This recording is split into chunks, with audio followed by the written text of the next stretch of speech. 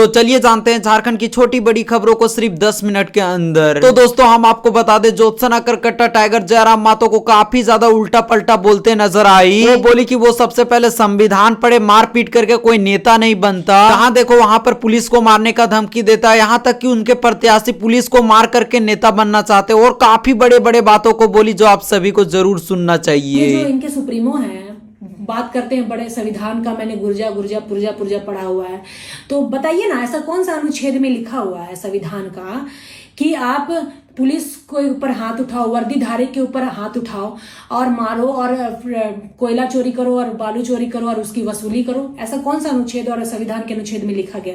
हमें ये बताइए ना, हम भी वो संविधान पढ़ेंगे ताकि हम लोग भी सीखेंगे। ऐसा तो कहीं कोई ऐसा लिखा हुआ है क्या कि वर्दीधारी के ऊपर हाथ चलाओ? संविधान की बात करते हैं, संविधान के हम ज्ञाता है, तो दीजिए ना कौन सा ऐसा संविधान में लिखा हुआ है कि वर्दीधारी के ऊपर हाथ चलाओ, हाथ उठाओ और वसूली करो प्राकृतिक का भी जो कोयला है, बालू है, खनिज संपदा है। तो ऐसे भी हमें दे वो आर्टिकल, हम भी पढ़ेंगे, हम भी थोड़ा सीख जाए भाई, हम लोग ये बताइए। तो कहीं ना कहीं ये एक सीमित जातिवाद पार्टी बन के रह गई है कि अगर उस पार्टी में रह के कोई और कुछ करेगा तो उसे पार्टी से निष्कासित कर दिया जाएगा, और अगर वो कुर्मी समुदाय का है, महतो समुदाय का है, तो वो नेता बन जाएगा, वो आंदोलनकारी बन जाएगा। वाह रे, आप आए थे 1932 करते करते, उस समय हम आदिवासी भी आपका साथ दिया था, आपने अच्छा बोलते थे इसलिए हमने साथ दिया था, लेकिन आप क्या बन के रह गए आप? आज जो जगह जगह पे जेएलकेएम के नेता लोग गाड़ी रोकते हैं, पकड़ते हैं, ठीक है, और आंदोलन करते हैं, और जब इनका उस ट्रक से पर गाड़ी 1000 रुपया बंधा जाता है, चाहे 5000 रुपया बंधा जाता है, बीसीसीएल के द्वारा जब घूमते रहते हैं और वहां से वसूली करके जब मैनेज हो जाते हैं, तब वो आंदोलन बंद हो जाता है। मतलब क्या पैसा उगाही का जरिया बना लिया है जेएलकेएम और दूसरे के ऊपर एलिगेशन लगाता है? पहले आप अपने कार्यकर्ताओं को बात करने की तमीज सिखाइए। महिलाओं के ऊपर अभद्र टिप्पणी करते हैं, उसको आप क्रांतिकारी और विधायक बनाते हैं। हर समय इनको मारपीट करना है, जहां तहां जाके मारपीट करेंगे और बदतमीजी करेंगे, बात करेंगे। रजनी रवानी का भी केस उठा कर कितना उसके कहाँ कोई बात किया, अभी तक उसको नहीं है कुछ न्याय। तो आपके समाज के लोग अगर वो चीज करते हैं तो सही है। फिर से मैं बोल रही हूँ, कुर्मी समुदाय के लोग अगर जेल के में रह के कुछ भी गलत करेंगे तो वो क्रांतिकारी और आंदोलनकारी बताए जाएंगे, चाहे वो गाली माँ बहन का क्यों ना आपको दे, है ना। और वही चीज से हम दूसरे पार्टी में रह के अगर वो करेंगे या फिर दूसरे लोग करेंगे, दूसरे समुदाय के लोग, तो आप उसको चोर, डकैत, पार्टी का गद्दार है, पार्टी से विपरीत काम कर रही है, अनुशासन समिति को भंग कर रही है, ऐसे बोल के निष्कासित कर देते हैं। वाह, दोहरा चरित्र आपका समझ में आ रहा है, दो पहलू में समझ में आ रहा है। बहुत मैं भी लाइक करती थी एक टाइम जब आप बात करते थे झारखंड को बचाने की, लेकिन आप बात करते करते धीरे धीरे वसूली गैंग बना लिए हैं। आज वर्दीधारी के ऊपर ही हाथ उठा रहे हैं, कल तो पूरा झारखंड में आग लगा के सबको मार दीजिएगा जान से, चाहे किसी भी समुदाय का रहे। आज जब पुलिस के ऊपर आपके जेल के में कार्यकर्ता हाथ छोड़ रहे हैं, सॉरी कार्यकर्ता नहीं, केंद्रीय उपाध्यक्ष, फिर भी वो पद में ही बने हुए हैं, अभी तक निष्कासित नहीं हुआ, उसके ऊपर जांच कमेटी नहीं बैठी है, और उसे छुड़ाने के लिए लोग क्रांतिकारी आंदोलनकारी बता रहे हैं। और रिजवान को चोर, डकैत और गुंडा पार्टी का धूमिल छवि को किया ऐसे बता रहे थे। क्यों?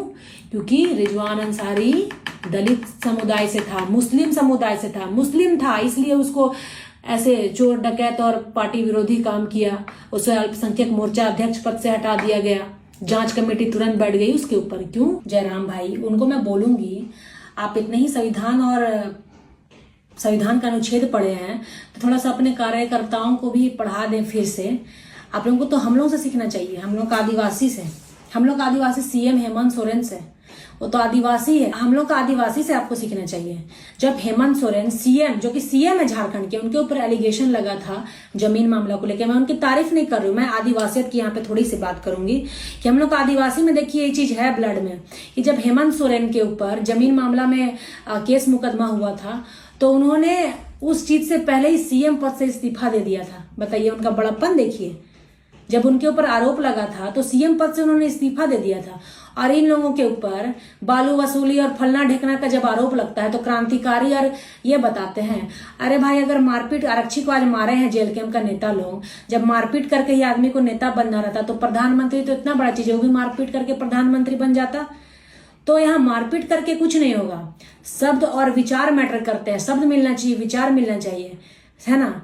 हमारे आदिवासियत को देखिए ना, यही हमारे में शांति, और शांति हम शब्द से वार करते हैं, किसी को मारपीट नहीं करते हैं हम, ठीक है। हेमंत सोरेन जी के ऊपर भी बहुत सारा एलिगेशन लगा था जमीन मामले में, बहुत आरोप लगाया गया था उस समय, लेकिन देखिए उनमें बड़प्पन था कि सीएम पद रहते हुए इस्तीफा दे दिए वो, ठीक है। तो यही चीज सीखना चाहिए। फिर से संविधान पढ़िए, सुप्रीमो जेल के, और पढ़ाइए अपने कार्यकर्ताओं को अनुच्छेद, आर्टिकल संविधान का, कौन सा आर्टिकल में लिखा है कि मारपीट करके सब चीज हासिल किया जाता है।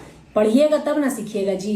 पढ़ाइए अपना जेल कैंप का कार्यकर्ता लोगों को, है ना। हम लोग आदिवासी जो है ना, प्राकृतिक के सोच से पैदा हुए हैं, ठीक है।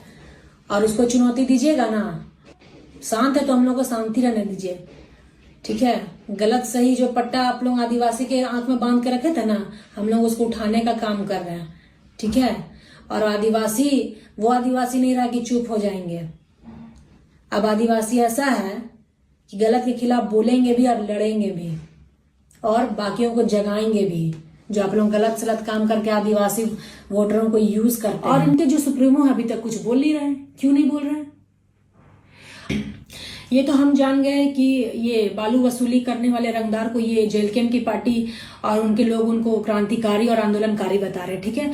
और दूसरी तरफ हम पुलिस प्रशासन की बात सुनते हैं। मैंने एक और वीडियो में देखा, उसमें पुलिस प्रशासन की तरफ से कहा गया कि उस दिन 20 नवंबर की रात ये लोग बालू जो गाड़ी जा रही थी उसको रोकने के लिए आए थे, अवैध वसूली कर रहे थे। उसी बिहाफ में ट्रक के जो चालक थे उनसे इनकी लड़ाई हो गई, बहस हो गई, और बहस इतनी ज्यादा हो गई कि गाली गलौज में आकर मारपीट करने तक की नौबत आ गई उस दिन।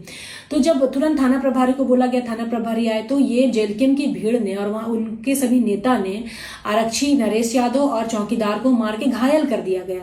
ये दूसरे न्यूज में हम लोग को पता चला, आई थिंक झारखंड लाइव में हम दिखे थे।